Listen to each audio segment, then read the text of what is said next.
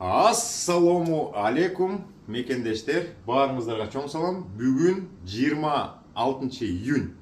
Мен сиздерге өткөн чыгарылган видеолорду айткам. Колорадоны көздөй кетип баратып, үйгө кирем, жарым күн үйдө болом. Кичине убакыт болгондо сиздерге чакан видео тартып, бир жумада болгон жумуштун жыйынтыгын чыгарып берем деп. Мен буга чейин ушул жумада иштеп атканда 4-5 мекендешим менен сүйлөштүм. Алардын бүт баары тракта иштейт. Биздин Кейжилайн компаниясында иштеген бир трак айдаган мекендешиме кезиктим Мерлендтен. Көбү айтышат, биз азыр үйдө жатабыз, үйдө салып атабыз, рынок начар болуп атат. Рынок оңолгондо жумушка чыгабыз, азыр пока күтүп атабыз дейт. Ошон үчүн бир жумада болгон жумушту сиздерге көрсөтүп берейин. Негизи трак жумушунда, достор, ар кандай схемалар бар да. Кээ бирөөлөр понедельник күнү чыгат, пятницага чейин иштейт, анан суббота воскресенье үйүнө кетип калат. Кайра понедельник күнү чыгат, 5-күнгө чейин иштейт, суббота воскресеньега кетип калат. Эми үй бүлө менен кезгели деп, көбүнчөсү баягы үй бүлөсү барлар ошондой схема менен иштейт. Бул да керек, үй бүлөгө бат-баттан барып туруш керек. Анан бир чети менин схемам башкача, мен 2 жума иштейм, анан үйгө келем, 2 жума иштейм, үйгө келем.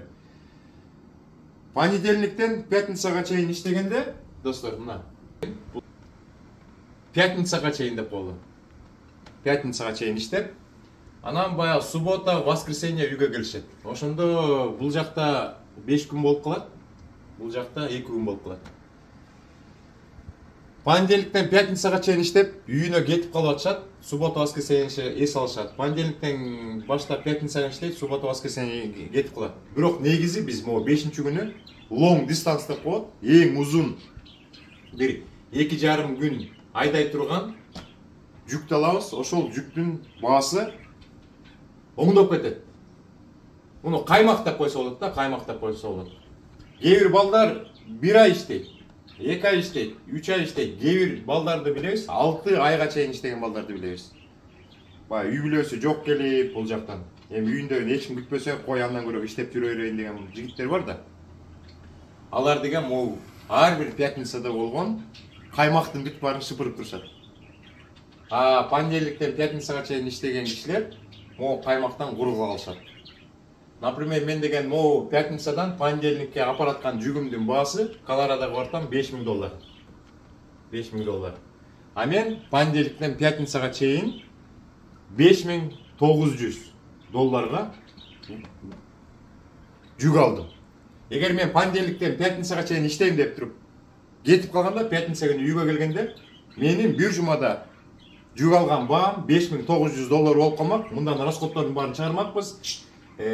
Кеткен солярка, баягы төлөнүүчү жолдор, иншюранс, тияк мияк деп атканда, билбейм. Мындан может мен бир жумада зарплатам где-то $3,000 чыгып калмак. Может $3,000 чыкмак бүт расходтун баарын алгандан кийин.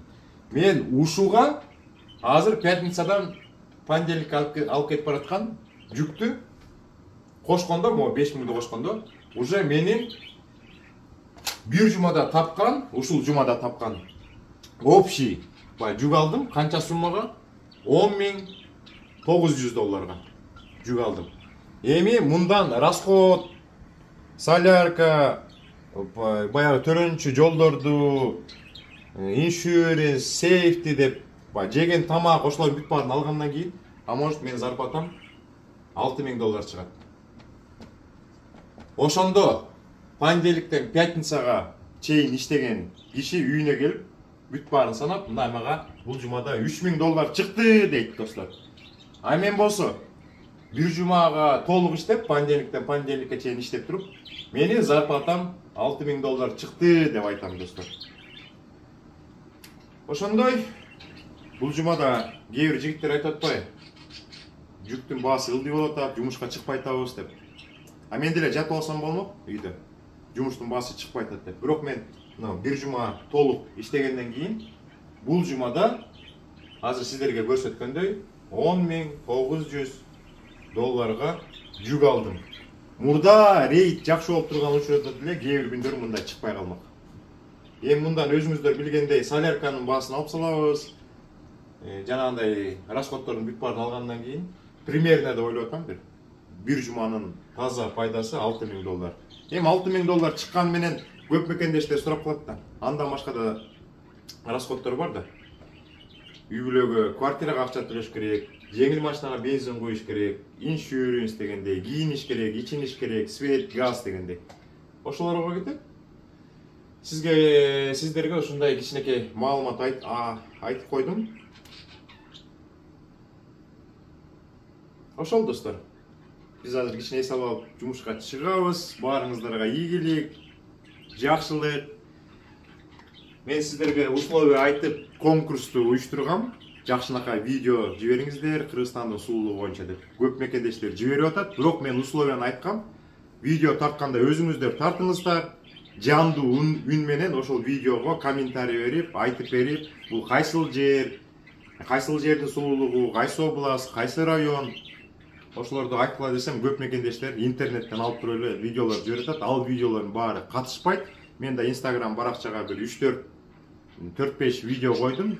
Мекендештер сүйлөп, түшүндүрүп берип, өзүлөрү менен тааныштырып, видеолор жиберип атат. Ошондой видеолордун бүт баарын чогултуп, тандап, кайсылары өтсө, бир жарым сааттык видео, 1 сааттык видео YouTube'га, Instagram'га чыгарып, анан сиздерге тартууласам, сиздер өзүңүздөр тандайсыздар. Ошол бир мекендешиме анан байгени берип коебуз. Кудай буйруса 2-3 күндө результат чыгат.